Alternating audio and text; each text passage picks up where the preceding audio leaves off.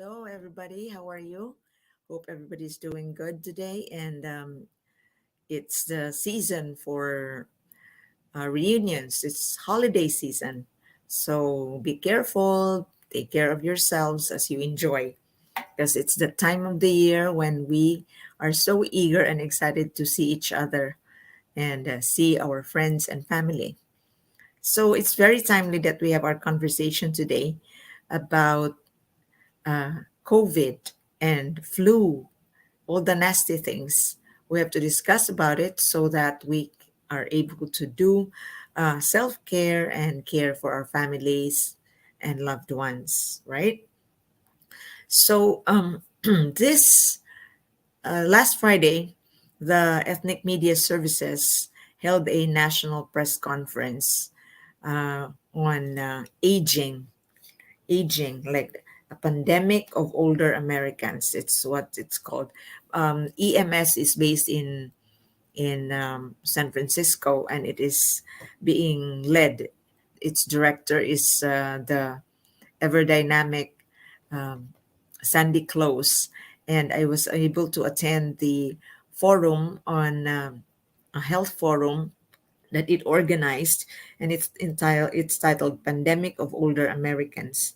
California leads the fight to protect older adults and people with disabilities. This is in connection with the um, public health concern that we have at this time of the season when flu infections are up, COVID as well as RSV. So, no, without any further ado, I'd like to share with you a very important lecture or an input by Dr. Tomas Aragon. Dr. Tomas Aragon is the director, he is the state public health officer and director of the California Department of Public Health. And he said that we're not out of the woods yet. The immunity of the community is waning. And so it's the time of the year when everyone are facing a much higher risk. So right now, hospitals in California are at 120% of their baseline capacity in managing people with COVID, RSV, and influenza. And so the hospitals are packed, said Dr. Tomas Aragon. And so there's a problem already. It's already being felt, like staffing shortages, and medical personnel themselves have been hit while taking care of people. So it is important that we take care of ourselves. And so let me share this with you, what he talks about. but this is specific to California. Here in California, this is just from our data dashboard, the most recent one that we have, and this is for COVID. And you'll see on the left-hand side is while we've given a lot of vaccinations, we've been very successful in making sure that our population has received its primary series. Our challenge now is to have older people, especially those 50 and older, to be up to date on their boosters. This is really important because the subvariants of Omicron have developed the ability to escape immunity and to cause infection. All of us have waning immunity. In other words, our immunity goes down over time, even if you've been boosted or have had an infection in the past. And we're at that time of year where there's just higher risk. So for those reasons, it's really, really important for everybody to get boosted and to be up to date on their vaccines. Just like influenza, we see that there has been some peaking in terms of the test positivity and the cases and even the hospitalizations. And so we're keeping our fingers crossed that this will hopefully go down. Again, we still have a lot of winter ahead of us. And so it's impossible to completely predict. This is from the CDC community levels that gives us an idea of the risk of infection in a community. I want to tell you that this map here is based on hospitalizations. Hospitalizations begin to go up about 4 weeks after transmission goes up. So transmission precedes hospitalizations. So what we tell people is you have to realize is that you actually want to think ahead. So right now, even though you see here that 65% of the population in California is in a medium level, the truth is that means that there's really a lot of transmission. So if you combine both medium and high, we see that close to over 90% of the population in California is in a county where there's a lot of transmission happening. And so this is really important for us to take protective measures. And I'm going to be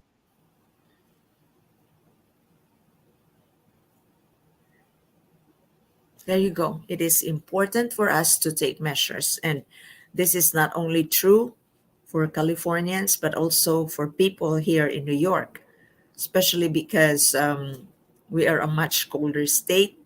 And there are also a lot of older people living in New York. And so we have to consider that.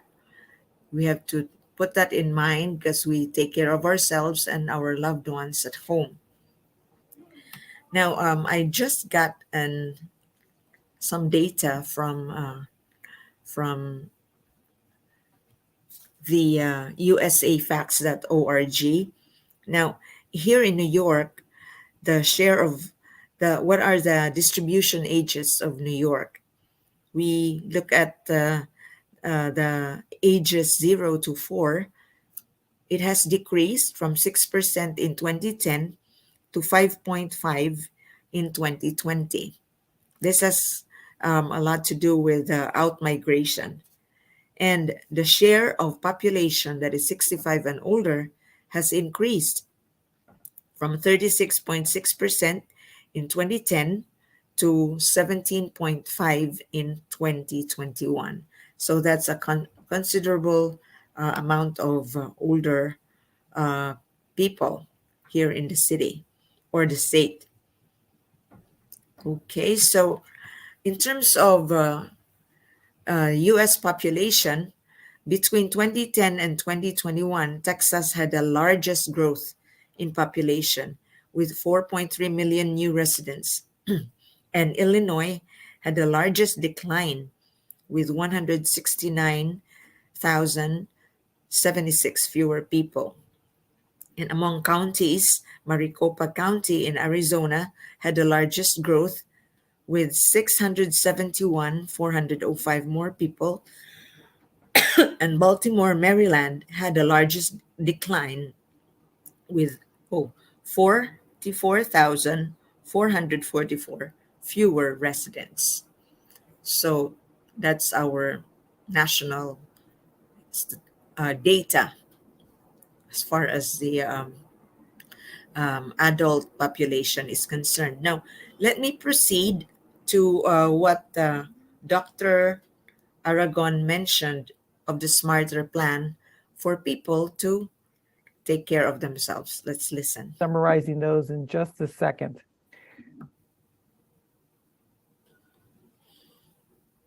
They're exhausted, they're tired, and they're sick.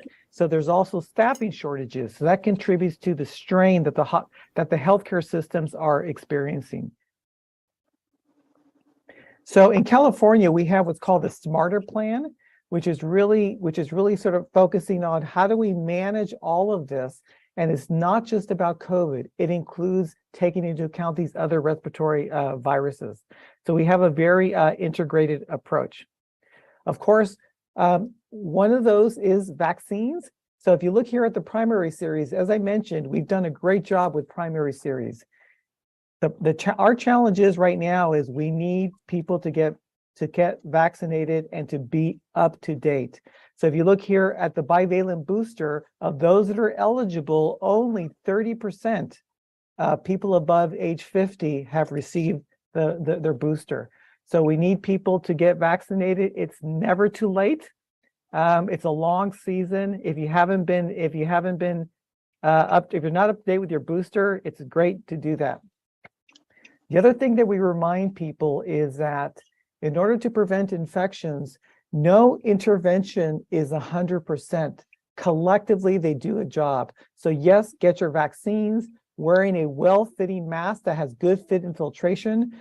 Ventilation is important. This virus is airborne. You get infected by sharing airspace with people where the virus is concentrating, especially indoors. Opening the windows, opening doors, having good ventilation, doing things outside. Of course, getting tested and then getting treatment if you test positive and you have symptoms. I'm almost done with this presentation. I want to emphasize that the biggest risk factor for having complications, hospitalizations, and death for COVID is just age. So if you compare to 18 to 29-year-olds, go over to 50 to 64-year-olds, you see that the chance of dying is 25 times those that are 18 to 29-year-old. And it goes up to 60 times, 140 times, and 340 times. So age is a biggest risk factor. And of course, if you have medical conditions on top of that, it increases the risk even more. But age by itself. I'm going to end here by just reminding everyone is, again, get vaccinated against influenza and COVID. We want you to be up to date. If you develop symptoms, stay home. Make sure you test yourself for COVID. It's really critical to get on treatment. The best thing to do is to have a treatment plan before you become infected, because sometimes the healthcare systems, your provider may not be available. You want to have that plan ahead of time, especially if you're on medication. So you have a plan what to do, because the medications can interfere with each other. So you want to have the plan ahead of time. Of course. Well, that resonates so well with me. You have to have a plan, a treatment plan, especially when you are in the adult age, the senior age of 65 and up, because you are more vulnerable. So Dr. Aragon mentioned that the issue right now on this season is the vulnerability, susceptibility of the older people to all these viruses. So he mentioned to get vaccinated, stay at home when you're sick, and test for COVID, wear a mask, wash your hands, and cover your cough or when you sneeze. So these are pretty much the same individual protocols you need to observe in order to protect others and protect yourself as well. So I really found that forum very, very enlightening and encouraging at this time. And during that forum as well, we had Dr. Donna Benton, who spoke about this is her. She spoke about how the caregivers, the frontliners, the family members actually, who who are the invisible but indispensable people in healthcare, should take care of themselves. Dr. Donna Benton is the director of the University of Southern California Family Caregiver Support Center. She said that 80% of the frontline workers amid the pandemic were family caregivers. They provided critical services to older adults and disabled people. But the pandemic, she said, has made it harder for people to coordinate with the care their family members need, and their own health has suffered. So she said that we must recognize family caregivers as essential workers and give them the support they need. I couldn't agree more. Now, um, let me go and take you to what Dr. Donna Benton had discussed on uh, during the forum on elderly care at the time of COVID. Okay, please bear with me because I'm just trying to uh, check. Oh, here it is. Oh, where is it?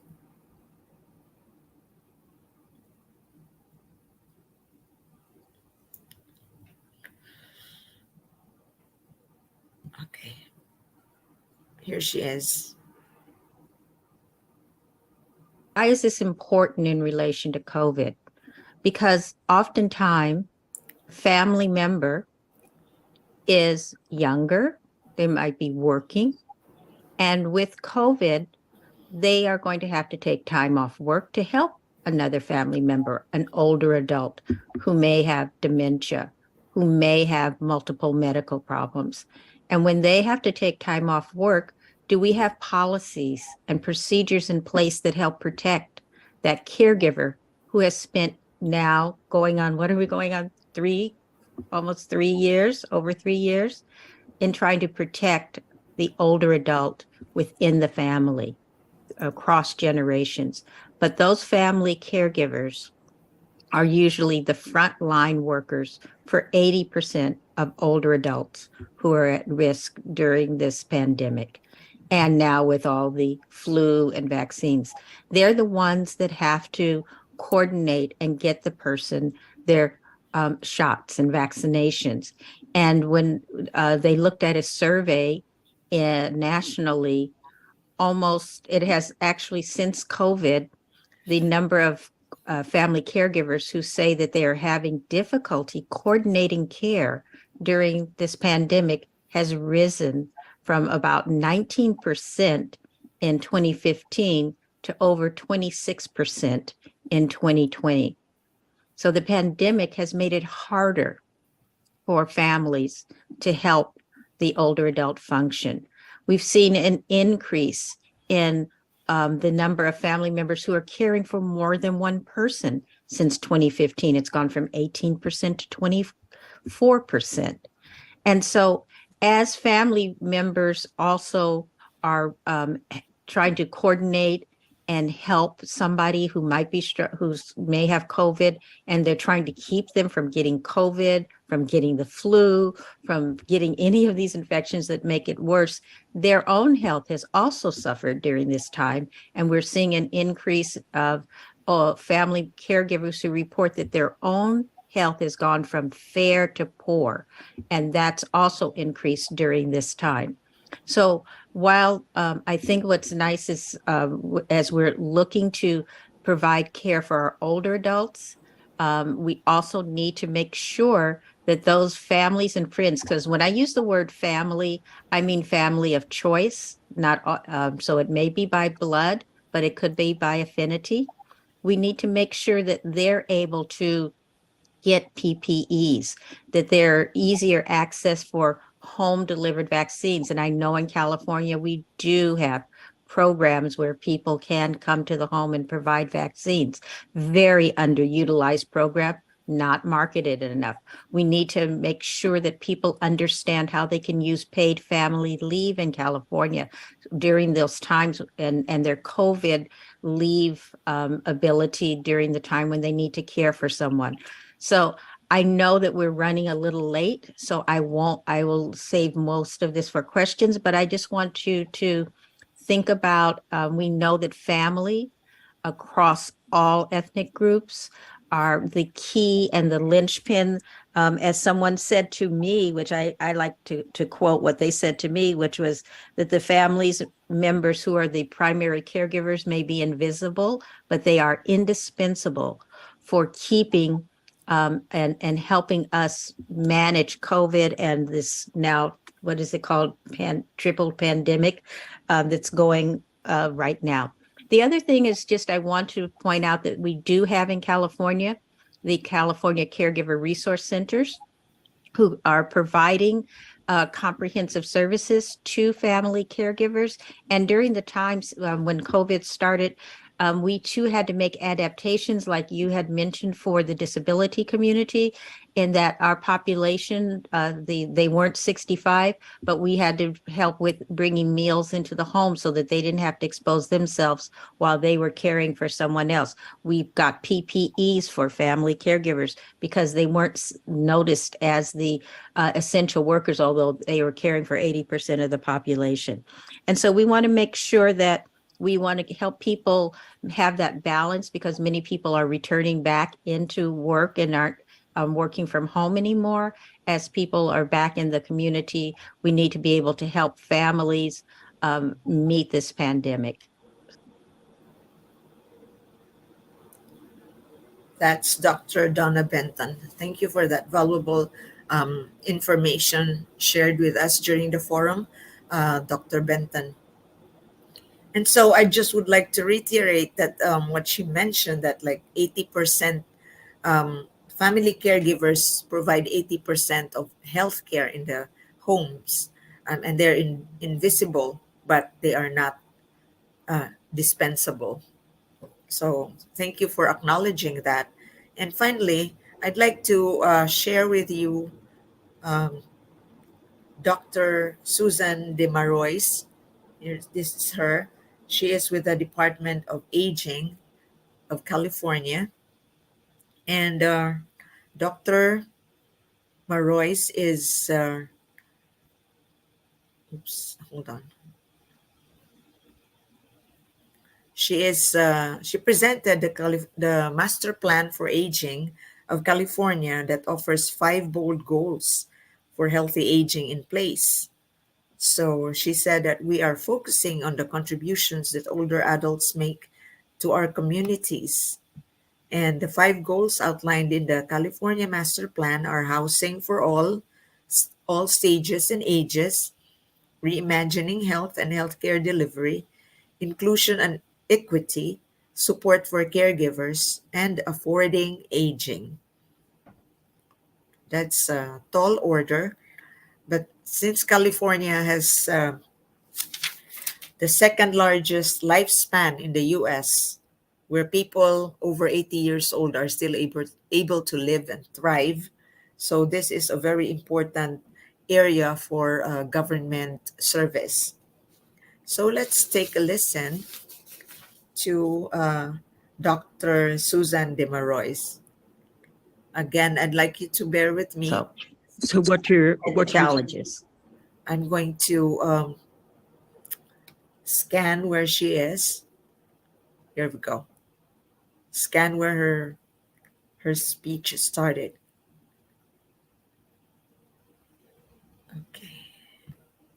Okay, let's take a listen. Is focusing on this topic today. So I want to thank all of the journalists that are covering this session. Ethnic Media Services is such an important partner in our work. We know the data. We now have data entering our 3rd year of this COVID pandemic. And a point of pride in California is that we enjoy one of the longest lifespans in the nation. But across the country, life expectancy has decreased. And it's decreased in particular in the Latino Asian, and Black communities, and for those who live in the lowest income census tracts. So this topic is very real and very important. So thank you so much for your focus. I wanted to share two areas. One is here at the Department of Aging in California, and there are departments like ours across the country. There is an entire network of area agencies on aging in every state. And this is where older adults and family caregivers can get started with their questions and their concerns. And this is where they can begin to get linked to other services that help keep them safe at home, help them engage in the community and congregate settings like adult daycare, congregate meal sites, and also can help navigate and guide and make choices and decisions around board and care homes, assisted living, and skilled nursing. So we're very proud to have an adult information line here at the Department of Aging. Anyone in California can call this number to get started. It's 1-800-510-2020, and that can link you to all of the services I just mentioned and many more. In particular, home delivered meals, transportation, assistance with home modifications so that people can continue to live safely at home. Something we're encouraging right now, and it's a mixed message, I acknowledge, is we really want to combat social isolation. And part of that is reconnecting with family, friends, neighbors, and the community. And that's very difficult, we understand right now, with this triple pandemic. And so the way to safely gather and reassimilate with the community is to make sure that older adults and their family caregivers are vaccinated, boosted, and that their boosters have been updated so that they're caught up with the times. So that message we want to get across to reinforce what you've already heard today. We also want to make sure that people know that there are free testing kits available again through the Biden administration that can be delivered to your home, that we're seeing increasingly that health plans and providers are making Paxlovid available in the home by prearrangement. We heard that from Dr. Aragon, to have a treatment plan. That's part of it, is to be able to access that treatment at home if need be. So those are important messages we wanted to convey in December, and we know through the new year people will be gathering, and that is a very good thing. In California, we have a master plan for aging. Our governor, Gavin Newsom, implemented this by executive order nearly 3 years ago, and we're working across 5 bold goal areas: housing, health, equity and inclusion, caregiving that works, and this is our direct care workforce who are on the front lines and also who are at high risk of RSV, flu, and COVID. Also our family caregivers, as you just heard from Dr. Benton. And then our 5th bold goal is to focus on affording aging. We know for older adults across the country, be it housing, healthcare, utilities, prescription drugs, that the costs are escalating and are out of reach for so many older adults and their families. So with that, I will turn it back to you, Sandy, and thank you again to all who are joining for focusing your attention and resources on this population. There you go. That's Dr. Susan Demarois, and she is the Department of Aging in California. She is a director. So thank you so much for that very substantive and helpful lecture forum on managing COVID for the older Americans. And my takeaway here is that, like, the culture of the US is like there is an issue on ageism as well. Age, like you have a bias against older people, and it's subconscious, according to Dr. Aragon. Like he said during a forum where he attended, they were asked, what issues are the Americans facing? Is it, some would think it was racism, others would think it was gender discrimination, gender bias, but actually it's ageism. There is a hidden disregard, or, like the feeling or the regard of uselessness um, among people who are already old. So old meaning it's they're legally above 65. So that is a problem in the US. And how can that be mitigated? Through education, through higher regard for the contributions of the older people, older population. And what struck me as a message for the media was when the let me mention her name. She's one of the speakers, uh, Jessica Lehman, the executive director for Senior and Disability Action. This is also in California. So she noted that we should not, media should start um, sensitizing the word the elderly. You don't lump it into the word the elderly and the disabled, because you lump them into um, one segment, and you already label them as they are the elderly. But you instead say the older people, the older population, so that you are still respecting them and giving them the dignity that they deserve. And I agree with that. So um, it is something that we need to to acknowledge and recognize as part of the subconscious. So she mentioned that there's such thing as care rationing, when doctors prioritize who to treat amid scarce resources. Like they focus on the younger, healthier people and do not mind the older people so much in comparison. So that's something we ought to be concerned of and try to be more sensitive. And that's, I agree with that. And so uh, my takeaway here is that, like, yes, ageism is very much um, real in the US. Unlike from my culture, for example, I'm from the Philippines. I was born there, and I came here only in my adult life. And we treat our old people very specially. We don't usually bring them to the elderly care. We just let them live with us, with all the challenges of their health, their attitudes, and their other our cultural differences, generational differences. But yes, most Filipinos really, and most Asians, embrace their elder members of the family, and put them, live with them in one roof.